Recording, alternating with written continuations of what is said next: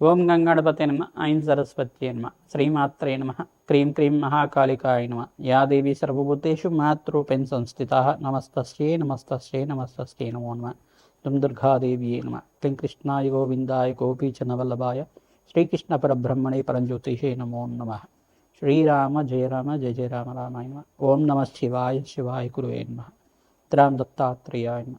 YouTube ప్రేక్షకులకు అందరికీ నమస్కారం అండి.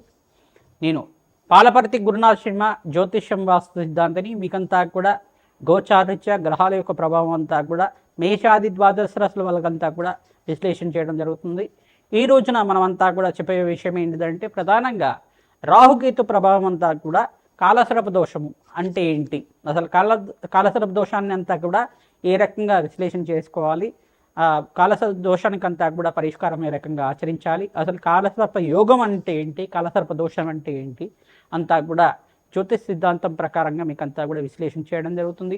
ప్రధానంగా కాలసర్ప దోషము కాలసర్ప యోగము అని చెప్పేసి అంటే కనుక, ఈ యొక్క కాలసర్పం అనేది రాహుకేతు ప్రభావం వల్ల, రాహుకేతులంతా కూడా ఛాయాగ్రహాలుగా చెప్పడం జరుగుతుంది. ప్రధానంగా ఛాయాగ్రహాలకి ఈ యొక్క సొంత ఇల్లు అనేది ఉండదన్నమాట. ఏ యొక్క రాశులకంతా కూడా వారికి రాష్ట్రాధిపత్యం లభిస్తూ ఉంటుంది. మిగతా గ్రహాలకన్నిటి కూడా రాహుకేతులంతా కూడా ఛాయాగ్రహాలు కాబట్టి వాటికంతా కూడా సొంత ఇల్లు అనేది ఉండదు. ప్రధానంగా ఏ గ్రహానికైతే కనుక కలిగికతో పాటు ఉంటారో, ఏ రాష్ట్రాధిపతితో పాటు కలిగితో ఉంటారో, ఏ రాశిలో అంతా కూడా వీరు సంచారం చేస్తుంటారు, లగ్న చక్ర ప్రకారంగా కానీ గోచారిత్య కానీ వాటి ప్రభావం అంతా కూడా ఆ రాష్ట్రాధిపతి ఇచ్చే ఫలితాన్ని ఇస్తుంటారు. ఛాయామార్తండ ప్రధానంగా ఛాయాగ్రహాలంతా కూడా చూసుకుంటే వీళ్ళంతా కూడా రాహు కేతు గ్రహాలంతా కూడా చూసుకుంటే రాహు గణాలని చెప్పేసి అంటారు. ప్రధానంగా గ్రహాలకి వీళ్ళంతా కూడా ప్రభావం ఏ రకంగా చూపిస్తూ ఉంటారు, అపసవ్య దిశలో సంచారం జరుగుతూ ఉంటుంది వీళ్ళదంతా కూడా. ప్రధానంగా రాహుకేతులంతా కూడా ఛాయాగ్రహాలుగా వీళ్ళ ప్రభావం అంతా కూడా మానవాళి జీవిత విధానంలో అంతా కూడా లగ్న చక్ర ప్రకారంగా వాళ్ళున్న స్థానాన్ని బట్టి అంతా ఫలితాలు ఇవ్వడం జరుగుతుంది. ప్రధానంగా వంశాభివృద్ధికి కారణం అంటారు. ప్రధానంగా సర్పదోషం కానీ సర్పశాపం కానీ ఏమైనా జాతకరీత్యా వర్తించి ఉంటే కనుక, రాహుకేతు ఒక స్తంభంలో మిగతా గ్రహాలన్నీ కూడా ఉంటాయి కనుక, రాహుకేతు మధ్యలోనే అన్ని గ్రహాలు మిగతా నవగ్రహాలన్నీ కూడా ఉంటే కనుక వీటికి అంతా కూడా కాలసర్పదోషము, పిలింగ కాలసర్పదోషం అని చెప్పేసి, వాసుకి కాలసర్పదోషం, తక్షక కాలసర్పదోషం, కర్కోటక కాలసర్పదోషం అని చెప్పేసి ప్రధానంగా ఈ యొక్క ప్రధానమైన దోషాలంతా కూడా చెప్పడం జరుగుతుంది. నవనాగ ఆరాధన చేయడం వల్ల కాలసర్పదోష నివారణ అవ్వడానికి ఆస్కారం ఉంటుంది. విశేషమైన క్షేత్రం ఏంటంటే కుక్కి పుణ్యక్షేత్రం, కుక్షి అనేది పుణ్యక్షేత్రం అంటారు. ప్రధానంగా మన కర్ణాటక దగ్గర అంతా కూడా ఉంటుంది. ఈ యొక్క సుబ్రహ్మణ్య స్వామి అంతా కూడా వాసుకి రూపంలో అంతా కూడా అక్కడ పుణ్యక్షేత్రంగా చెప్పడం జరుగుతుంది. ఆ పుణ్యక్షేత్రంలో అంతా కూడా చాలా విశేషమైన పుణ్య ఫలితాలు రావడానికి ఆస్కారం ఉంటుంది. ప్రతినిత్యం కూడా మీరు సుబ్రహ్మణ్య స్వామి ఆరాధన చేయడం, ఇట్లా నాగులున్న ప్రాంతం దగ్గర అంటే జోడు నాగులంతా కూడా ఉంటాయి. ప్రధానంగా చూసుకుంటే రావి చెట్టు ఉన్న ప్రాంతం దగ్గర ఈ నాగేంద్ర స్వామి విగ్రహాలంతా కూడా సర్పరూపంలో ప్రతిష్ఠ చేస్తుంటారు. సంతాన యోగం కోసం కావచ్చు, మరియు శీఘ్ర కళ్యాణ యోగం కోసమైనా కావచ్చు, శ్రీకాళహస్తి దగ్గర అయినా కావచ్చు, పుణ్యక్షేత్రంలో అంతా కూడా జోడు నాగులంతా కూడా సర్పరూపంలో మానసదేవ స్వరూపంలో అంతా కూడా ప్రతిష్ఠ చేయడం జరుగుతుంటుంది. తద్వారా మీరంతా కూడా ఈ యొక్క శీఘ్ర సంతాన యోగం ఫలితం రావడం కానీ, శీఘ్ర కళ్యాణ యోగం సిద్ధం రావడానికైనా కానీ కాలసర్ప యోగం అనేది ప్రధానమైన పాత్ర అనేది పోషిస్తూ ఉంటుంది. ప్రధానంగా 1, 2, 5, 7, 8 ఈ స్థానాల్లో కనుక రాహుకేతు సంచారం అంతా కూడా జరిగితే ఈ యొక్క కాలసర్ప దోషం ఉంది అని చెప్పేసి నేను నిర్ధారణ చేసుకోవాల్సి ఉంటుంది. నవమ స్థానంలో రాహు కానీ కేతు కానీ సంచారం చేస్తే పితృదోషం పితృశాపం అనేది చెప్పడం జరుగుతుంది. ప్రధానంగా కాలసర్ప దోషం అనేది ఈ స్థానాల్లో ఉంటే కనుక, 1వ స్థానం ఉంటే కారకో భావనాశయ, ఇప్పుడు శరీర కారకత్వాలంతా కూడా రోగ కారకత్వాన్ని చెప్తూ ఉంటుంది. ఎప్పుడైనా కానీ లగ్నంలో రాహు సంచారం జరుగుతుంటే కనుక శరీరాన్ని అనారోగ్య భావాలంతా కూడా ప్రధానంగా చెప్పడం జరుగుతుంది. అనారోగ్య ప్రభావం అనేది ఉంటుంది. ప్రధానంగా గుహ్య రోగాలు అనేది రావడం కానీ, ప్రధానంగా ఈ యొక్క ఉబ్బరం కానీ, ప్రధానంగా లంగ్స్ ఇన్ఫెక్షన్ రావడం కానీ, ఆస్తమా లాంటిది ఉండడం కానీ, బ్రీతింగ్ ప్రాబ్లమ్స్ ఉండడం కానీ, ప్రధానంగా చూసుకుంటే వీళ్ళకంతా కూడా ఈ యొక్క ఆర్టిజంతో బాధపడటం కానీ జరుగుతూ ఉంటుంది. ఈ యొక్క స్థానాల్లో ఉంటే కనుక రాహుకేతు సంచారం జరుగుతుంటే, చంద్రుడు రాహు కలిగితూ ఉంటే కొంచెం హార్ట్ ప్రాబ్లమ్స్ అనేది ఉండడం కానీ జరుగుతూ ఉంటుంది. ఇట్లాంటి ప్రాబ్లమ్స్ అనేది జరుగుతూ ఉంటాయి. ప్రధానంగా రాహుకేతులంతా కూడా గోచారిత్య వీళ్ళ ప్రభావం చాలా ఎక్కువగా ఉంటుంది. ఎక్కువ సంవత్సరాలంతా కూడా వీళ్ళ దశ అంతా కూడా నడుస్తుంది కాబట్టి తద్వారా మానవాళికి మేషాది ద్వాదశ వాళ్ళకంతా కూడా ప్రభావం ఎక్కువగా ఉంటుందన్నమాట. విదేశీయాన యోగం సిద్ధించాలన్నా, ప్రధానంగా స్థిర ఐశ్వర్యం రావాలన్నా, ఆకస్మికంగా ధనయోగం ధన ప్రాప్తి రావాలన్నా రాహుకేతు ప్రభావం అంతా కూడా ముఖ్య పాత్ర పోషిస్తూ ఉంటుందన్నమాట. ప్రధానంగా అమ్మవారి ఆరాధన, దుర్గాదేవి ఆరాధన చేసుకోవడం, మానసాదేవి ఆరాధన చేసుకోవడం, మానసాదేవి చరిత్రనంతా కూడా ప్రతినిత్యం కూడా మీరు ప్రవచనంలాగా వింటూ ఉండడం వల్ల శ్రేష్టమైన ఫలితాలు పొందడానికి ఆస్కారం ఉంటుంది.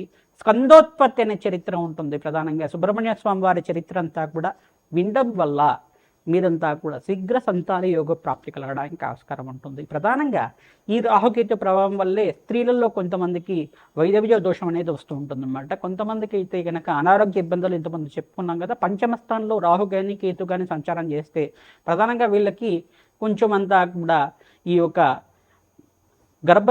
గర్భదోషాలు అనేది రావడం జరుగుతుంది. ప్రధానంగా దీన్ని పీసీఓఎస్ ప్రాబ్లం కానీ పీసీఓడి ప్రాబ్లం అని చెప్పేసి అంటూ ఉంటారు. దీని దోషాలంతా కూడా రాహుకేతు ప్రభావం వల్ల పంచమాధిపతి బలహీనంగా ఉండి పంచమ స్థానంలో రాహుతో పాటు కానీ కేతుతో పాటు కానీ కుజుడు కానీ చంద్రుడు కానీ శుక్రుడు కానీ కలుగుతూ ఉంటాయి. పంచమ స్థానం సంతాన స్థానం అని చెప్పేసి అంటారు. ద్వితీయ స్థానం కుటుంబ స్థానం అంటారు.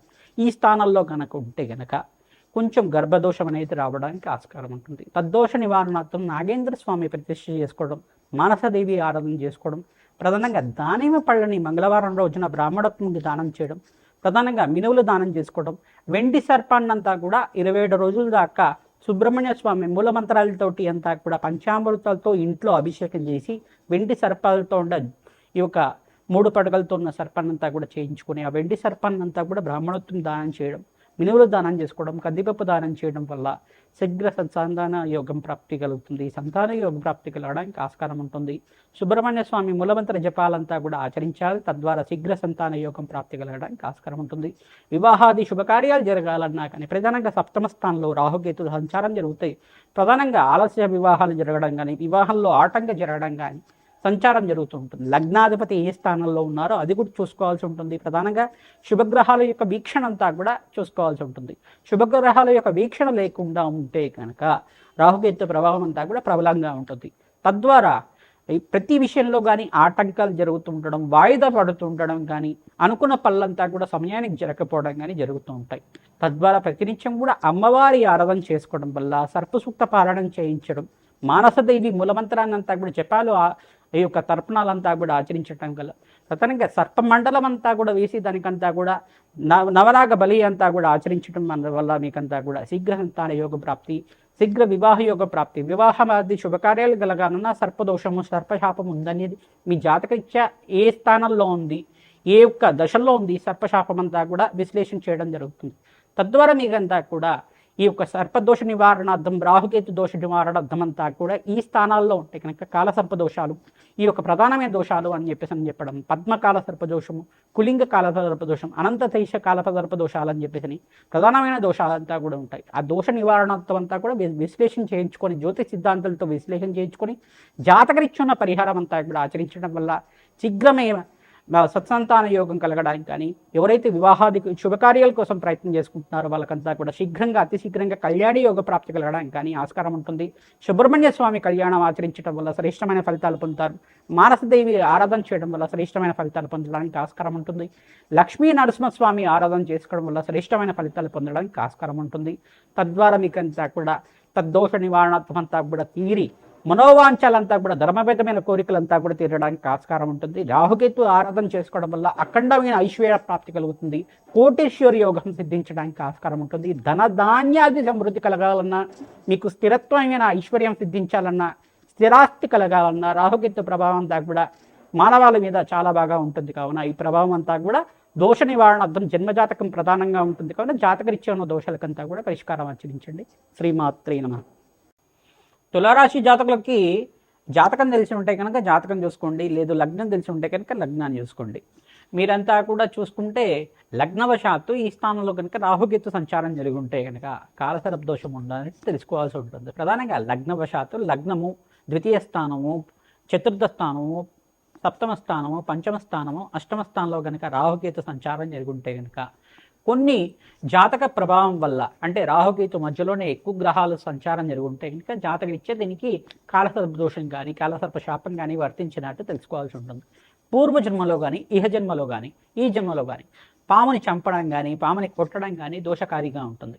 అది దేవతా స్వరూపమైతే ఇంకా దోషం ప్రబలంగా ఉంటుంది. దాని నుంచి బయటపడడానికి తులారాశి జాతకులు ప్రతినిత్యం కూడా సుబ్రహ్మణ్య స్వామి ఆరాధన చేసుకోవడం, జోడునాగుల దగ్గర అంటే సర్ప ప్రతిష్ఠ చేసిన ప్రాంతం దగ్గరంతా కూడా పసుపుతో అభిషేకం చేయడం, ప్రధానంగా ఈ యొక్క శ్రీకాళహస్తి దగ్గర కాలసర్ప దోష నివారణ అర్థమంతా కూడా నాగేంద్ర స్వామి ప్రతిష్టను ఆచరించాలి. తద్వారా మీకంతా కూడా శీఘ్ర కళ్యాణ యోగం కలగడానికి కానీ శీఘ్ర సత్సంతాన యోగం కలగడానికి కానీ ఆస్కారం ఉంటుంది. ఈ పరిహారార్థం అంతా కూడా ఆచరిస్తూ ఉండాలి. ప్రతినిత్యం కూడా ఈ యొక్క కుక్కి పుణ్యక్షేత్రం అంతా కూడా దర్శనం చేసుకోవడానికి ప్రయత్నం చేయండి. అక్కడ వాసుకి సర్పప్రతిష్ఠ అంతా కూడా నాగేంద్ర స్వామి రూపంలో అంతా కూడా సుబ్రహ్మణ్య స్వామి రూపంలో అంతా కూడా వాసుకి రూపం అంతా కూడా ఉంటుంది. ఆ ప్రాంతం దగ్గరికి వెళ్ళి అత్యంత పుణ్యప్రదమైన ప్రాంతం అంతా కూడా ఆ పుణ్యక్షేత్రం అంతా కూడా దర్శనం చేసుకోవడం, అక్కడ అభిషేకాది కార్యక్రమాలు చేయడం, ప్రధానంగా అక్కడ సర్ప సంస్కార పూజ అనేది చేస్తూ ఉంటారు. అది ఆచరించడం వల్ల మీ జాతకరీత్యా ఉన్న కాలసర్ప దోషం అంతా కూడా పోవడానికి ఆస్కారం ఉంటుంది. రాహుకేతు ప్రభావం అంతా కూడా ఛాయాగ్రహాలుగా చెప్పడం జరుగుతుంది. వీళ్ళ ప్రభావం అంతా కూడా జీవితం మీద ఎక్కువ కాలం వరకు ఉంటుంది. దశ అంతర్దశ నడిచేటప్పుడు ఏ దశల్లో అయినా కానీ రాహు కానీ కేతు కానీ సంచారం చేసినా, ప్రధానమైన దశలో మహర్దశ అంతా కూడా నడుస్తున్నా, రాహు మహర్దశ నడుస్తున్నా స్వల్పంగా ఆటంకాలు జరగడానికి ఆస్కారం ఉంటుంది. దీని నుంచి బయటపడడానికి ప్రధానంగా దుర్గాదేవి ఆరాధన, మహాకాళి ఆరాధన, చండీ హోమాది కార్యక్రమాలు, ప్రధానంగా నాగేంద్ర స్వామి ప్రతిష్ఠ చేసుకోవడం, నక్షత్ర బలి, నాగబలి, నవనాగ బలి అనేది ఆర్చించడం ప్రధానంగా శ్రేష్టమైన ఫలితాలు పొందడానికి ఆస్కారం. విశేషమైన యజ్ఞాధికృతులు ఆచరించుకోవడం వల్ల కాలసర్ప దోష నివారణ అవుతుంది. ప్రధానంగా ధూమావతి ఆరాధన చేయడం వల్ల ఈ రాహుకేతు ప్రభావం అంతా కూడా పోవడానికి ఆస్కారం ఉంటుంది. ప్రతినిత్యం కూడా రాహుకేతు దోష నివారణార్థం మీరంతా కూడా మినువులు, ప్రధానంగా బొబ్బర్లు మరియు శనగలు, మరియు ఇక్కడ చూసుకుంటే ఉలవలంతా కూడా దానం చేసుకోవడం, వెండి నాగసర్పాన్ని అంతా కూడా బ్రాహ్మణోత్వం దానం చేయడం వల్ల మీకంతా కూడా దోష నివారణ అవడానికి ఆస్కారం ఉంటుంది. శ్రీమాత్రే నమః.